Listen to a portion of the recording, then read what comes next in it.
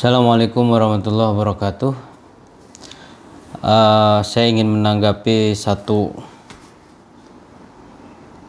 momentum atau satu peristiwa tentang Rempang Eco City. Nah, ini kemarin banyak teman-teman bertanya kepada saya, teman-teman media juga bertanya, teman-teman kawan, kolega, dan lain sebagainya juga bertanya, bagaimana pendapat Anda tentang proyek Rempang Eco City yang ada di Batam sana, di Pulauan Riau. Saya ingin menjawab bahwa pembangunan itu sangat bagus. Pembangunan Rempang Eco City menurut saya itu akan meningkatkan sebuah ekonomi berkelanjutan gitu. Dan ini merupakan sebuah pembangunan peradaban di bidang ekonomi ya. Karena kita merencanakan bahwa tahun 2045 nanti itu kita akan menempati pada posisi peringkat kelima PDB dunia gitu kan.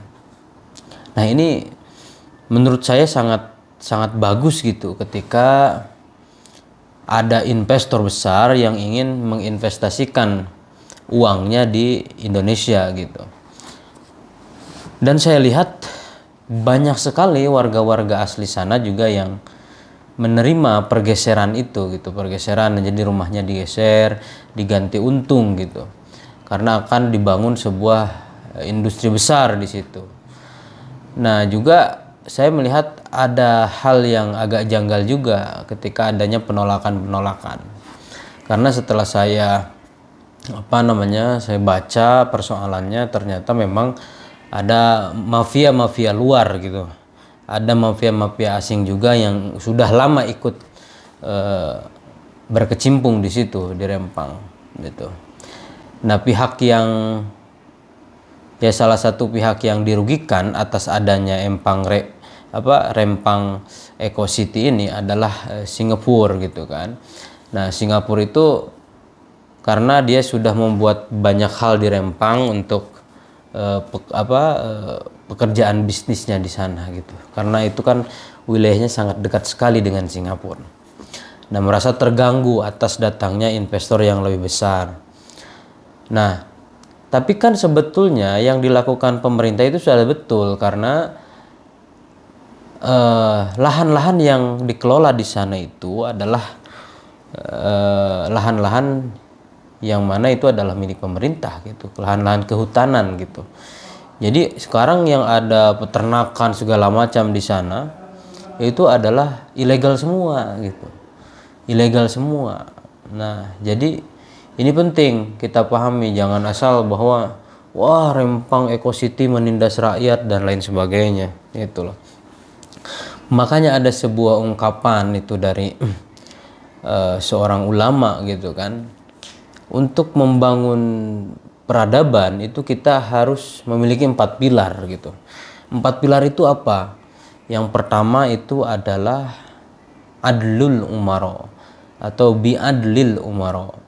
Nah, adlul umaro ini adalah sebuah keadilan dari para pemimpin, pemerintah, aparat gitulah.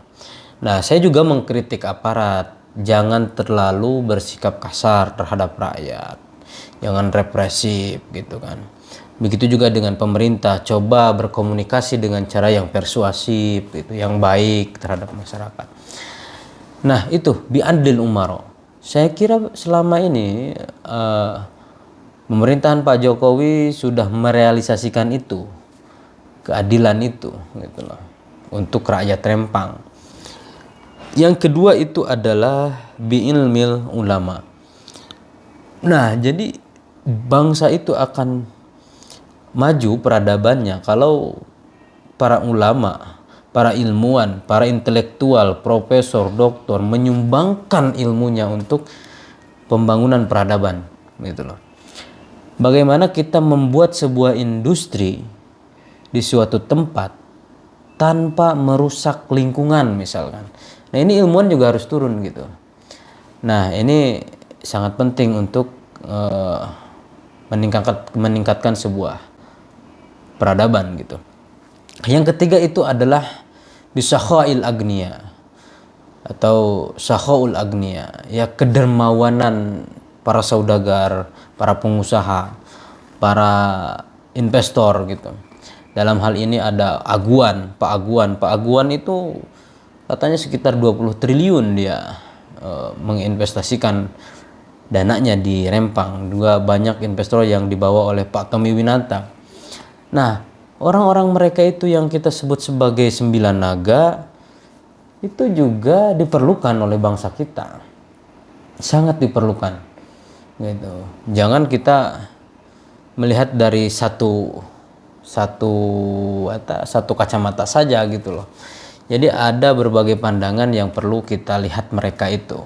Tidak selamanya Pak Tommy Winata, Pak Aguan itu membunuh rakyat-rakyat kecil. Mereka juga memiliki solidaritas yang kuat, memiliki jiwa sosial yang tinggi gitu. Nah, saya yakin kok pasti mereka itu memikirkan masa depan orang-orang Rempang itu. Nah,